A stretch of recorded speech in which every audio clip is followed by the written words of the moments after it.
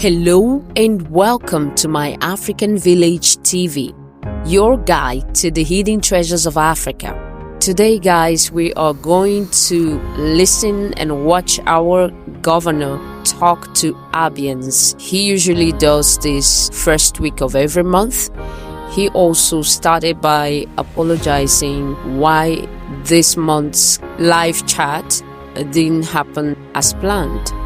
But then it's an interesting one, and I want you to grab your popcorn because every single question you might have been asked in this live session, and in the way we put it together for you guys, I promise it will be very enjoyable.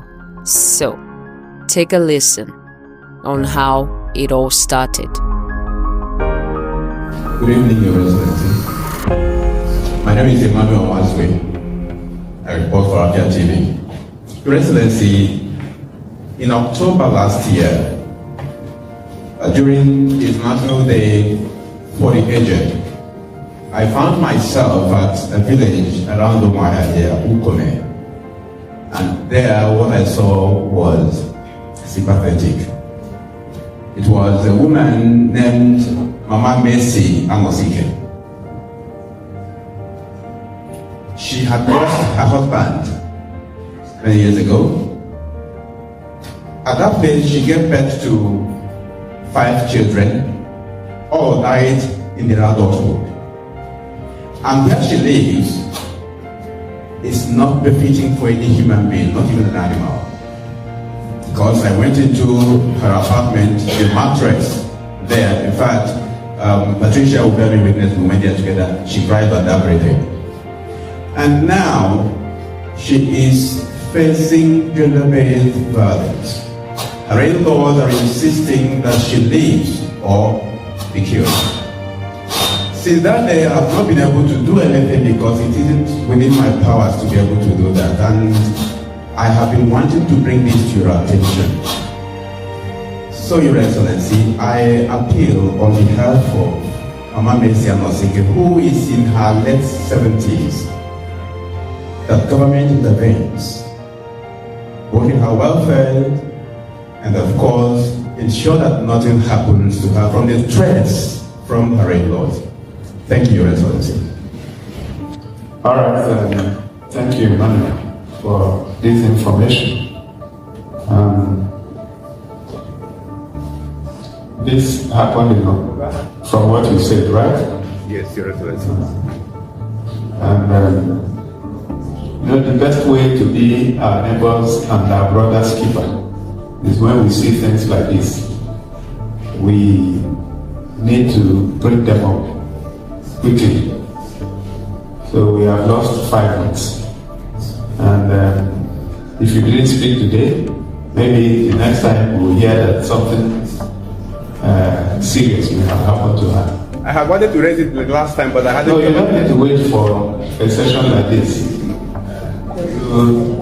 You can talk to the commissioner for information. You can speak to the special advisor who invited you for this meeting. You can even drop it somewhere in the social media. I did. Oh, you did, yeah? Okay, so we missed that.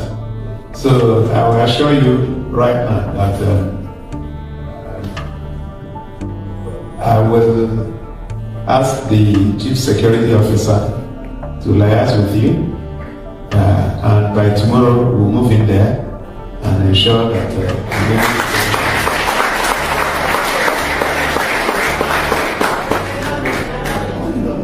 yes, so please get in touch with Emmanuel. Yes, please, something, and I need a report by tomorrow. Thank you very much, His Excellency. My name is Ifani Okali for TV and radio. So please,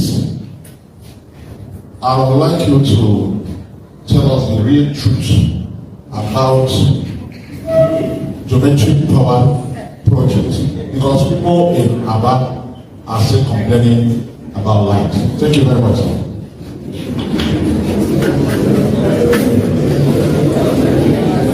All right, be fine.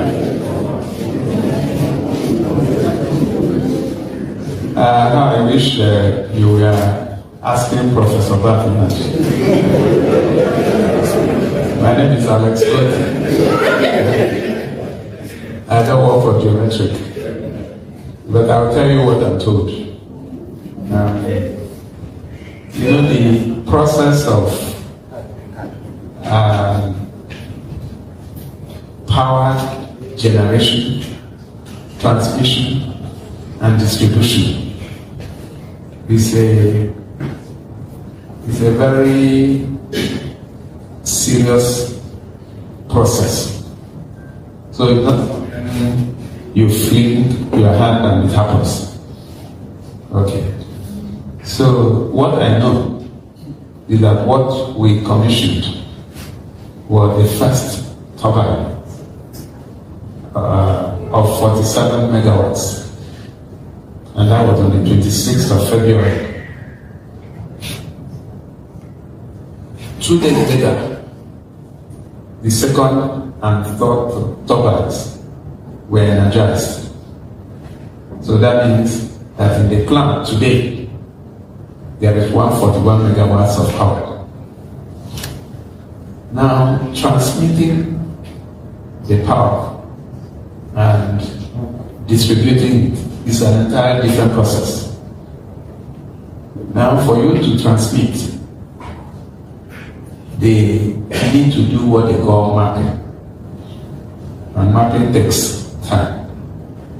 I'm told that as at 12 midnight yesterday, that they have gotten to 15 megawatts on the first turbine. So it started with 0 megawatts. They moved to 7 about a week ago, and now they are 15. Now, if within the period they had a problem at Owaza that disrupted gas supply, but it was quickly resolved. So my understanding is that if that problem did not happen, that there will probably be anywhere between 20 and 25. But I'm told that the entire power from the first turbine would be fed into the grid. That is the ABA ring-fenced island by or before the end of this month. Okay. So if geometric is able to feed 15 megawatts into the island, don't forget that you are coming sometimes from 0, 5, maybe 10. I remember we were putting pressure on Niger Delta Power Holding to at least give us 20 megawatts for ABA, and it was difficult. So it requires a little bit of patience.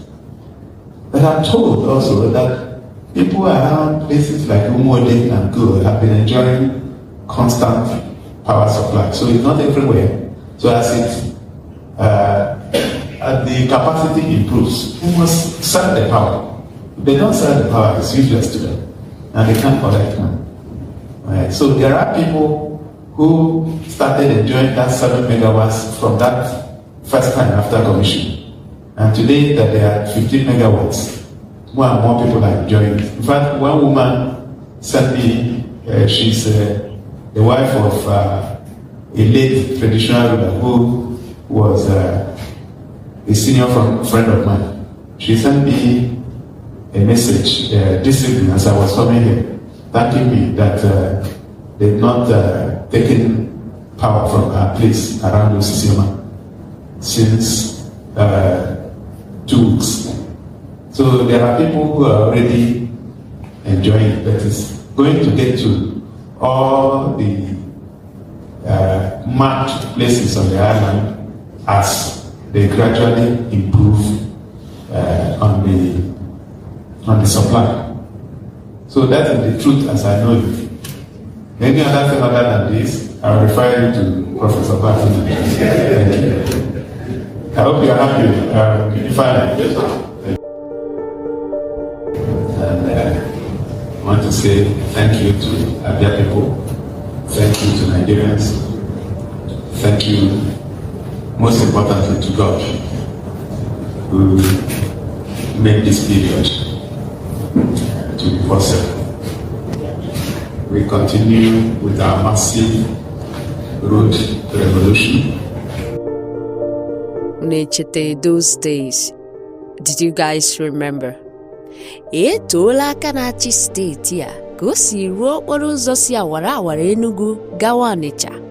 And meanwhile, you're driving on that particular road in that moment, listening to that news, and nothing was done to that road when it comes to reconstructing it or working on it. Bye-bye to those days.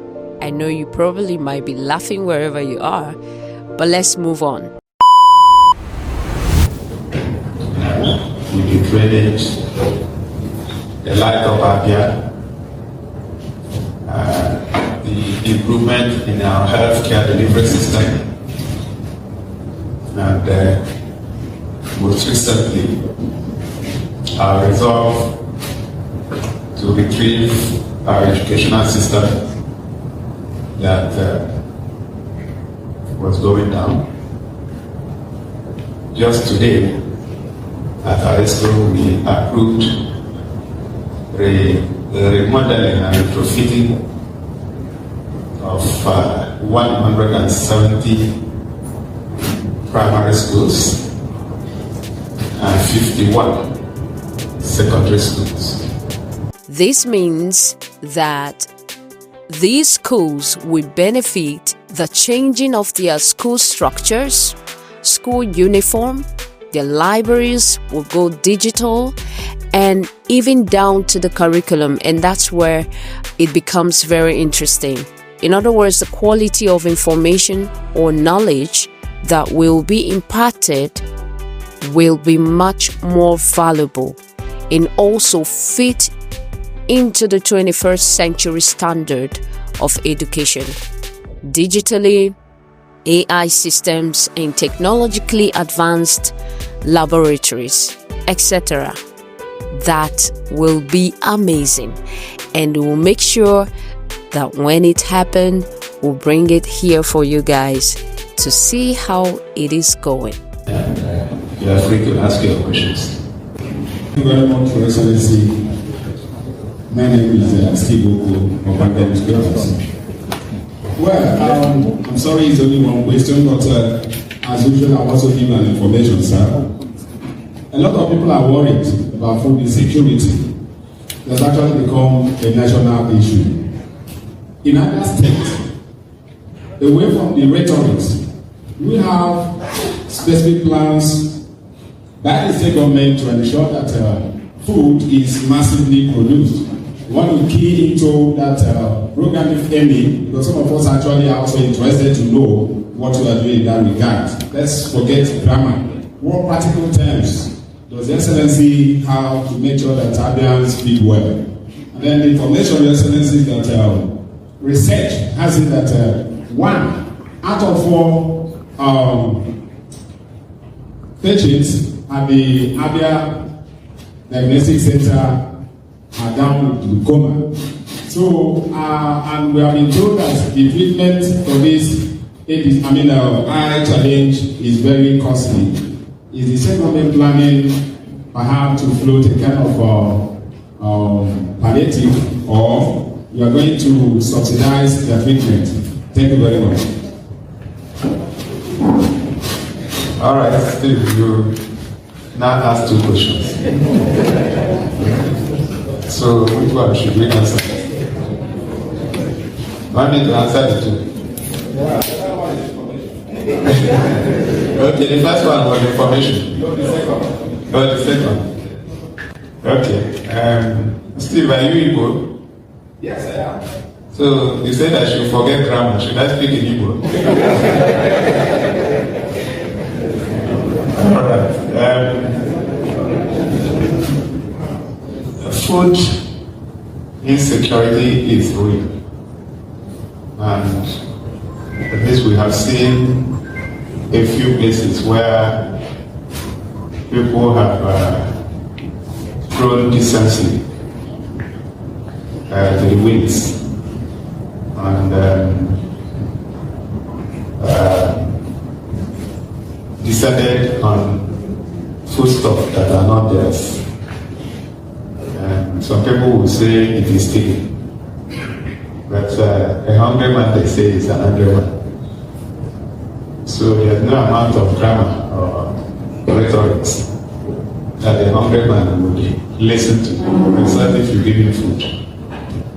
Some of the things we also do are all geared towards the welfare of the people. And welfare starts with food. If farmers do not have access to the markets and access to their farms, it's a problem. So when we are constructing roads, both in the urban areas and then local governments, like a lot of people are best to, it is all geared towards making easy for people. But beyond that, we have started engaging in a lot of initiatives, not only to solve the immediate challenge of hunger, but then the medium to long-term challenges that we anticipate. We are working around the clock to see that all lands that are available, particularly to the state, are cultivated this planting season. There are quite a lot of plantations that we are still trying to disentangle. Some of them have been concessioned by previous governments to people who are actually not planting them.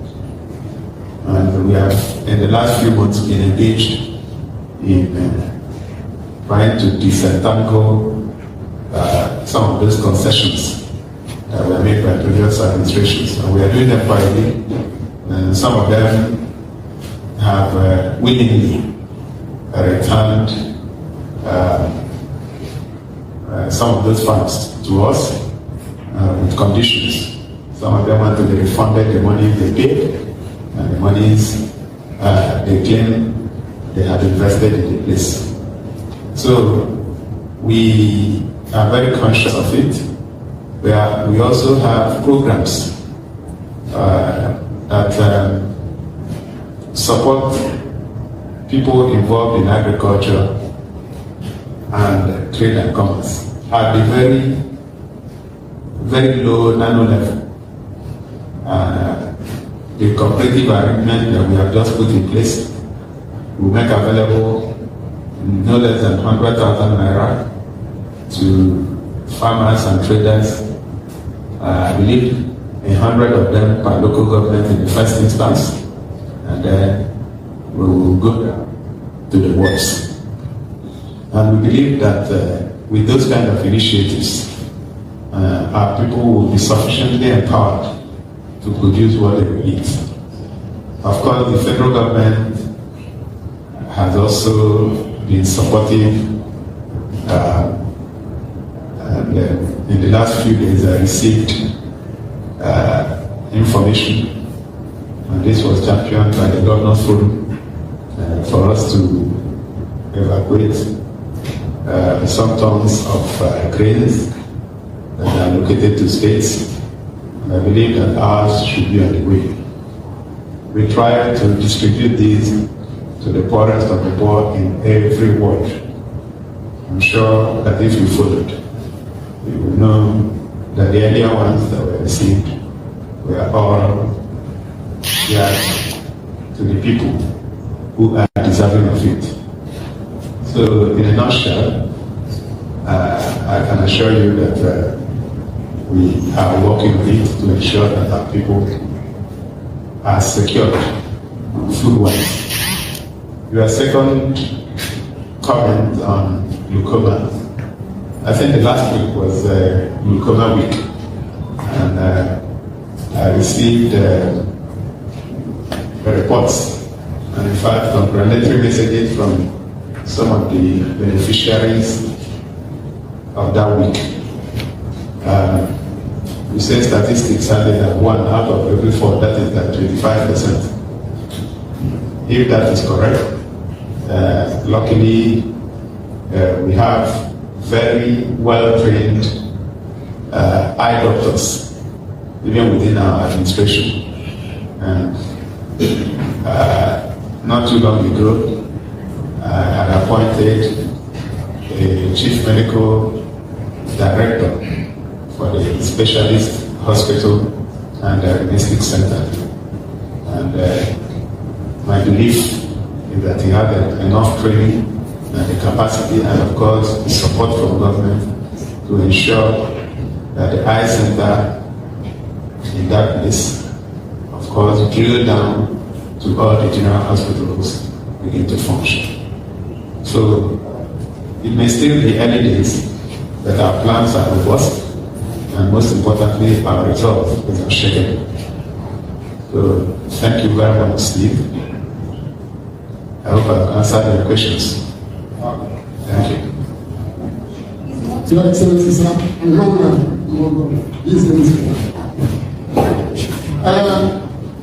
almost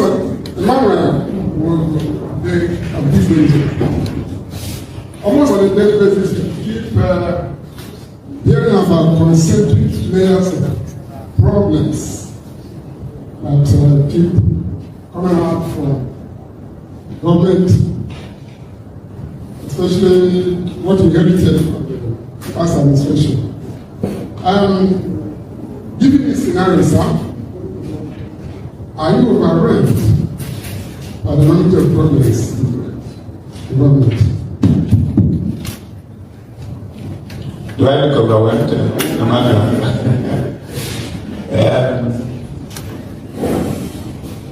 I don't think that we applied for this job not knowing that we are going to be dealing with problems. Just like Obasanjo once said, that if we are not expecting problems, then you shouldn't have come. So the reason why we fought to retrieve this state from dilapidation is because we knew there were problems. So we cannot be overwhelmed by the problems. And we are encouraged because I think it was Albert Einstein that said that you can never solve a problem using the same mindset that you used in creating it. Luckily, we are not the ones that created these ones. But we cannot continue to dwell on the problems. It's already 9 months since we came, getting to time. So we have consigned the problems and challenges to where they belong. We folded our sleeves and we are doing what we have to do. So we cannot be overwhelmed by the challenges. And that's probably why you don't hear us talk about it. Because you don't solve a problem by complaining about it. You solve a problem by doing something about it. And something we are doing. Thank you. Your Excellency, your government has been doing a lot on road infrastructure, which others, including the British, cannot afford to thank you for what you are doing to change the narratives in the state.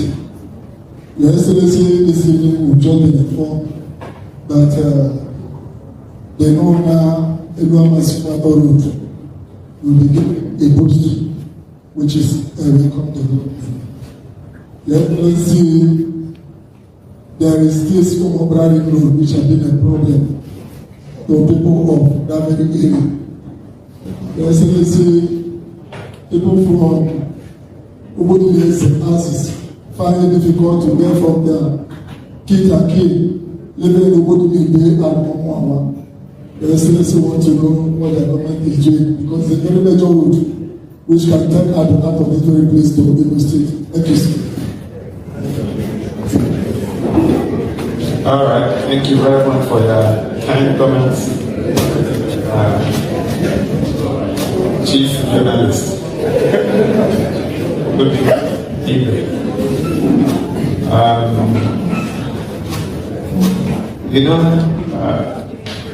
Sometimes we forget that this government is just 9 months old. So all the problems cannot be solved in 9 months. Yes, the 11-kilometer road has just been awarded, and I believe the flag off will happen next week.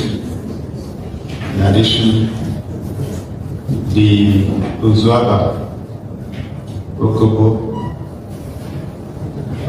Arochubu road has also been awarded. That's a very difficult terrain if you know that road. And will be flagged off in 48 hours on Wednesday. So we are taking them one step at a time.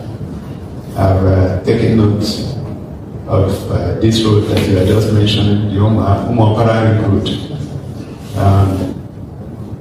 I'm not in a position to make further comments on it until I have looked at the budget.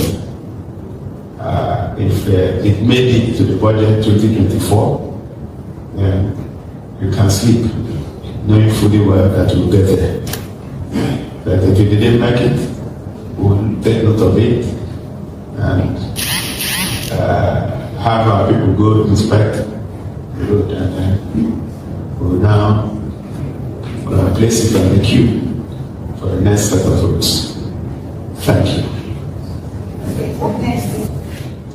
Just today, I had the Attorney General, the Accountant General, the Commissioner for Finance, and all the people that are involved in the process of salary payments to sit down with me sometime tomorrow so that we can understand why some people are not being paid. One thing you can be sure of is that we have made provisions for the salaries. So what you see are exceptions rather than the rule. But then it should not happen that some people are not receiving their salaries and the money is sitting in the bank. So it's going to be dealt with very soon. Some of the salary areas that you may have heard about from Arotuku College of Education Technical, and I think absent. Those were areas that were being owed before now, and we have just done an exercise. You see, the problem is that some of those were not brought to my attention early enough.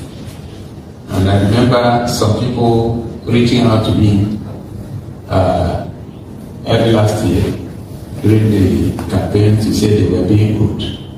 And the former government claimed they were not being owed. So it turned out that some people, it's just like pensions. It was only when we started the verification of pension area that we realized that some people were being owed pensions that date back to 2014 and 2015. And we have made the promise that we want to clear it, so we have to clear it. And because anyhow you look at it, government is a continuum.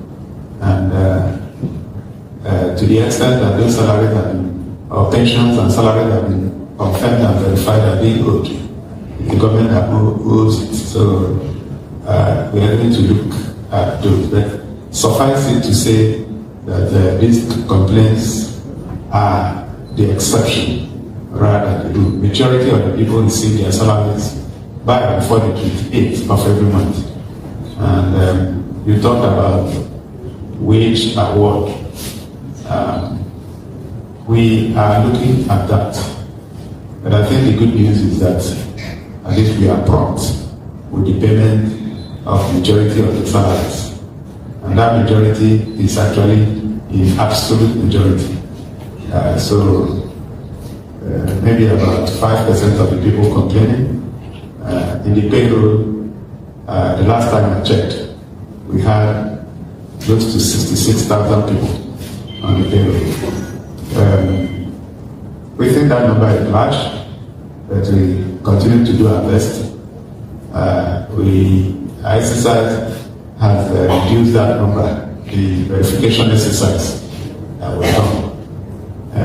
It was initially over that, but after the exercise, the number reduced to that, to about 66,000, which is still large, with the state and the federal, the state and the local government. So we keep improving, we keep trying to sanitize the system, we keep working hard to ensure that the welfare of our workers are prioritized. Thank you. So I want to start off by appreciating you for all the things you are doing for persons with disability in the state. Very remarkable is the fun crafts that the blind usually go for every year. For some time now, that slots, the slot at the state, have been hijacked over the years. But on the right hand, all these things were resolved and they were able to go for this year's move. So, sir, my area of concern is about the persons living with disability who have this interest for education, that they want to further their education, but they are financially constrained. In fact, many of them have this, challenge. Sometimes they go from one place to the other seeking for assistance. Some of them are even the breadwinners, in their homes, and met the challenge while in school or doing one thing or the other.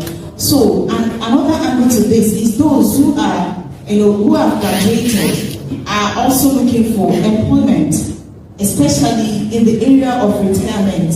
It's easy for someone to look for something to do and at least, but when these people retire, it becomes difficult for them to, find something to sustain them. Please, sir, I want to appeal or ask if there is any plan for persons with disability, at least to get assistance for those of them who want to further their education to the tertiary institution. Thank you, sir. Thank you, Patricia, for your very kind words. Specific to your question, we have, I have a special assistant, persons living with disabilities. And that particular agency is under the Commissioner for Women Affairs and Poverty Alleviation. A lot of programs have been undertaken in the last 9 months just to make life a little easier for persons living with disabilities. We have just started setting up the new scholarship board, and even before the scholarship board, we had requests for ABIA students in the different law schools in the country who needed assistance, and we have just approved bursary awards for all of them. So I have taken note of this information about some of them. So if you don't mind, David Andele is a senior assistant, the special assistant on persons living with disabilities. I will try and put him in touch with you, since you have a lot of information on that. And if there are people like that we can support, I'll be very glad to do that. But I always like things to be done properly. So maybe there should be a way of knowing who they are and why they need them. That somebody is living with disability doesn't mean that he cannot do something for himself. But the indigent amongst them, we'll be glad to support them in a process that can be replicated and we can rely on. In terms of jobs, when we do all the things we do, the target is job creation. And the requirement, particularly for publicly quoted companies, they must report the number of people living with disabilities that they have hired and they are working with them. I know for banks, it's a compulsory report. So when we are creating jobs, we are not going to discriminate. People living with disabilities will have the opportunity to benefit from those jobs that are created. Thank you very much. Your Excellency, good evening, sir. My question to you, sir, this evening is, you presented the 2024 budget with over 5 billion naira, which have 84% capital expenditure and 16% recurrent expenditure. And you said to finance that budget, you will have to borrow. So my question to you this evening is, have you secured any loan from the execution of the core budget? If yes, how much is it? All right. Thank you very much. Those numbers you quoted are under.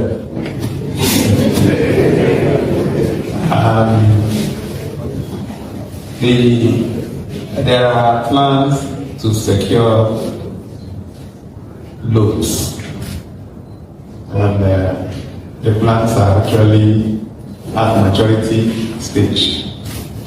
But if your question is tangentially related to the recent issue that was masterminded by PDP accusing us of securing 145 billion naira, I'm sure that you must have read the Special Advisor, Media and Publicity. You must have read his refutal. Those were lies. And I've been expecting that the authors of that garbage should apologize. But what I see is that some of them have gone to delete the posts from their timelines instead of coming out to apologize. So that allegation was untrue. It was based on wrong information, either because they were ignorant, or they were mischievous, or both. So we are in the process. Just 2 days ago, the Islamic Development Bank approved a loan of $125 million for the state under the ABSID program.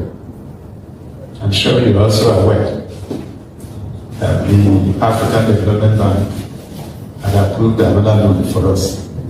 Those loans have not been drawn yet, but the approvals are in place, and the next thing that will happen will be for the documentation to be perfected, loan agreement to be signed, and conditions precedent to draw down to be met, and draw down money. We have received offers of loans from commercial banks in the country, but we have not drawn on any of them. And of course, we are also financially enlightened as a government that we do not need to draw loans until we need them. Even the loans that we are talking about, when all the documentation is in place, We will only draw them when we need them. And anytime we have liquidity, we will repay so that we don't continue to accumulate interest. So that is our area. So Kingsley, I don't know if I've answered your question. Yes, sir. Thank you. Excellency, my name remains Mr. Emenike Urebu. I have a question and one question. The government have been doing so much in the area of infrastructure in Aba, but the rainy season are here, and we don't know what are the plans in respect to the floods. We will have an improved environment, or what are the construction plans in that regard. My information is as regards the School of Life here. I visited there and discovered that the library had been eaten up at termites. Tonight, your Commissioner for Education visit there and see it as ever essential. Thank you very much. All right, thank you very much, Emenike. Yes, you're right. The issue of the School of the Blind was actually reported at this school this morning. And the termites and library were featured. So I already have given directives on what to do. It's very sad that termites are attacking the library. And you know what that tells me? That the people that should use the library are not using it. And that's why termites took over. So we would ensure that libraries are used, including the ones we want to retrofit. We want to get back to the culture of reading, culture of people using libraries. And libraries have also gone digital. So you have electronic books, electronic libraries in vogue right now. So as we bring back our libraries, we will also ensure that they are digitally compliant. Now, your question on flooding is a good question. The rains have actually started coming, but not at the level where we can test some of the things we are doing. But it may interest you to note that the simple thing we are doing will make flooding not be as much a challenge as it used to be. For instance, in area market, there are heaps of refuse blocking drainage. The picture I saw is that the heap of refuse is more than a 2-story building. So in the last 1 week, people have been evacuating it. In fact, I've given a directive that more machineries, trucks be moved in there so that we can completely clear that place and free the drainage. What we're also doing around University Road would also support in moving stormwater into the Aba River. The school road drainage system that had completely collapsed, we are rebuilding. So some of these may be palliatives, but we believe that they will work. We have a comprehensive drainage system for Aba. It's going to cost a lot of money and it's going to take time. So we decided that we should do everything that is possible within this short time to evacuate water into the Aba River, while the long-term solution will come into place. It will take no less than 48 months. I think about 36 months from the schedule that CCACC gave us, that the design of the drainage system in Aba has been done, has been approved. It will cost a lot of money, it will take time. We have not awarded it yet. I believe that we will very soon. So my expectation is that the flooding that we used to experience in Aba in the recent times will not happen at that level from now and going forward. That's my expectation. Thank you. Thank you. My name is Ngozi, candidate reporters. Your Excellency, my question is on trade and commerce, area international markets to be specific. Sometime in February this year, the contractor handling the project of A-Line said he only got a loan with the help of the former administration, which amounts to 1.5 billion naira. So I want to know from you, area market, construction going on there, is it purely a private business? The state government has a hand in it as regards percentage. If so, we want to know what the percentage is. Then what will your administration aware or involved in the current reconstruction of that market? Because engineer, for who is the contractor, they said he has gotten up to 4,200, which people are already occupying now. What is the limit of that, and what is your administration doing now as regards the reconstruction of the area markets? And is it true that 1.5 billion naira was taken from the two previous administration? All right. Thank you, Kingsley. Some of the questions or sub-questions under the question, I may not be in a position to answer. For the simple reason that if somebody went and borrowed money from his bank, there's no way I would know. Except if the government gave guarantee. To the best of my knowledge, I've not seen any document that speaks to a guarantee from government. But I know that it is a private-public partnership agreement. And in fact, the matter came up again at this school today. And the reason the matter came up was that I received complaints from some of the original owners of the shops on that A-line who claimed that the contractor, government partner,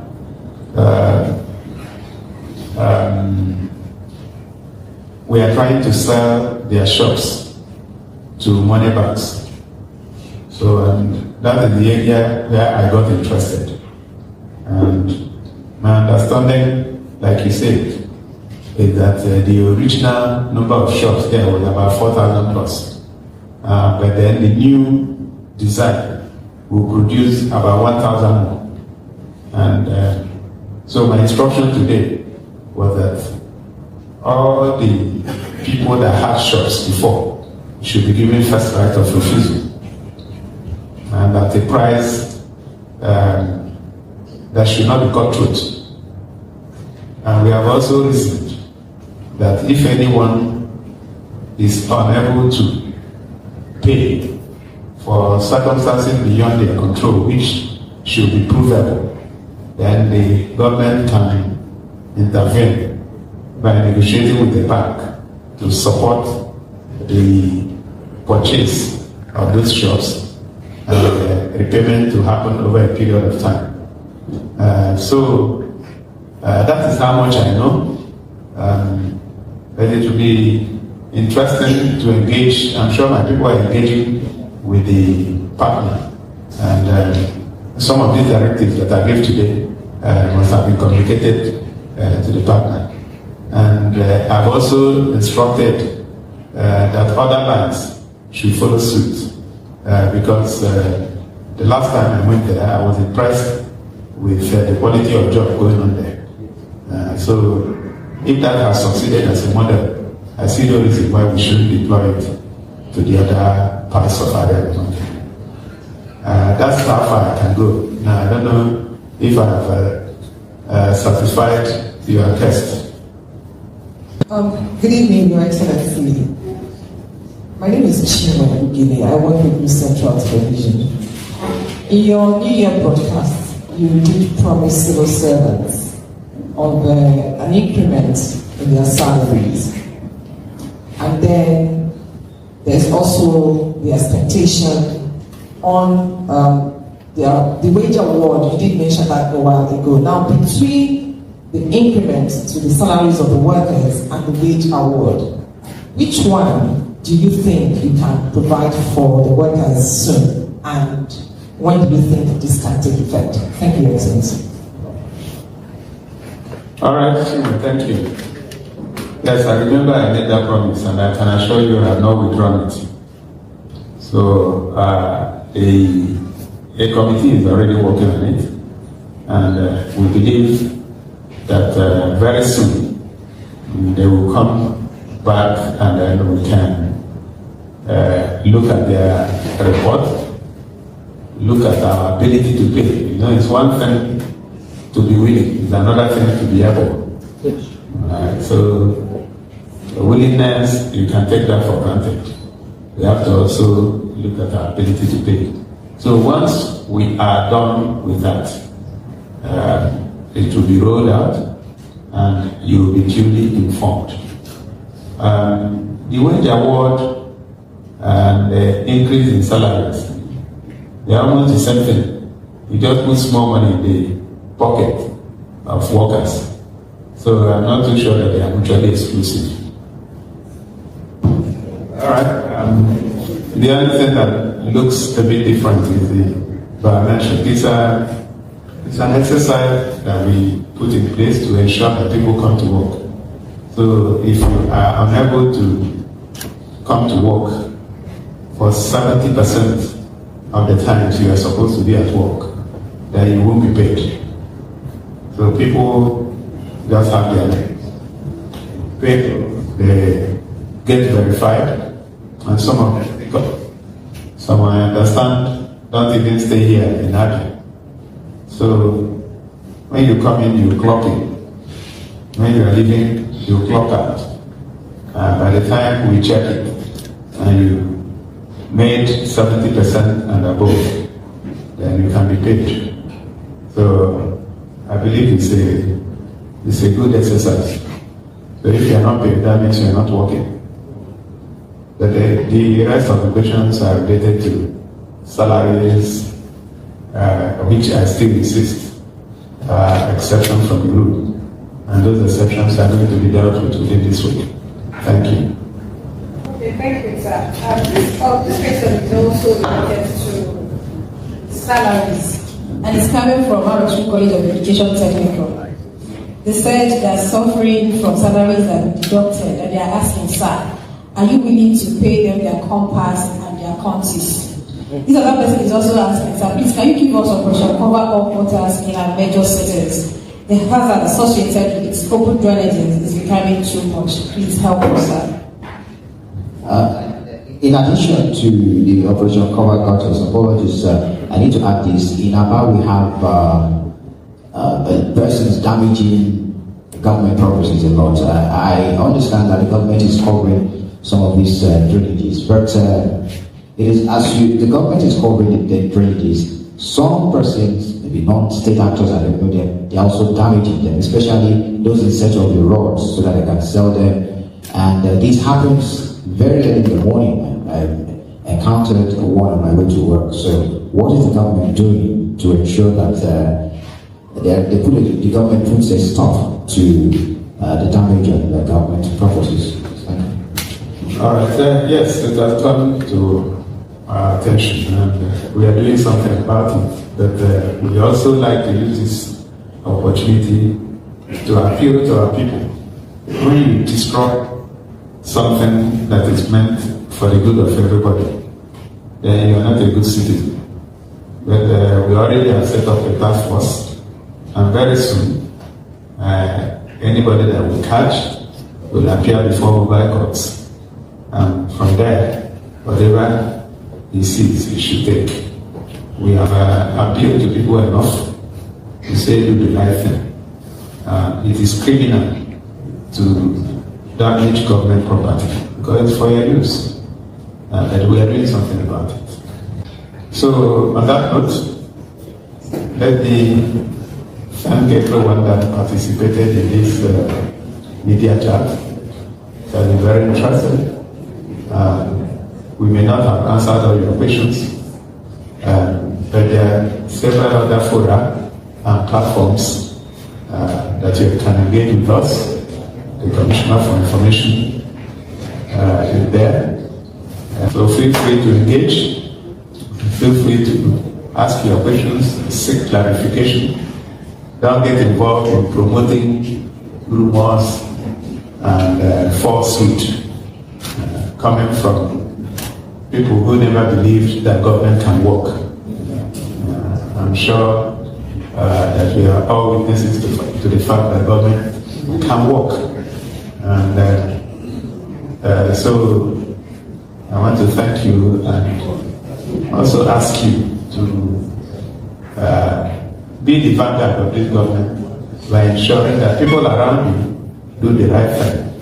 Keep your environment sparkling and clean. Do not throw garbage into the drainage.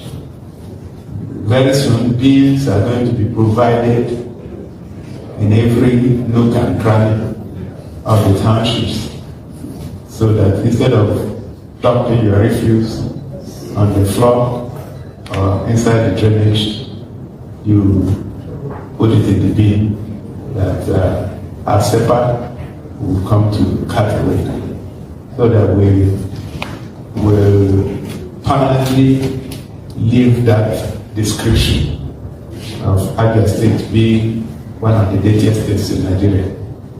I want us to begin to be described as one of the cleanest states, if not the cleanest state in Nigeria. That's a challenge to all of us, and I believe we can get there.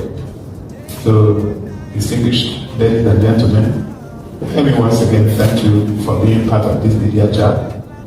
Thank the people at home who tuned into different stations for participating, and congratulate you once again for making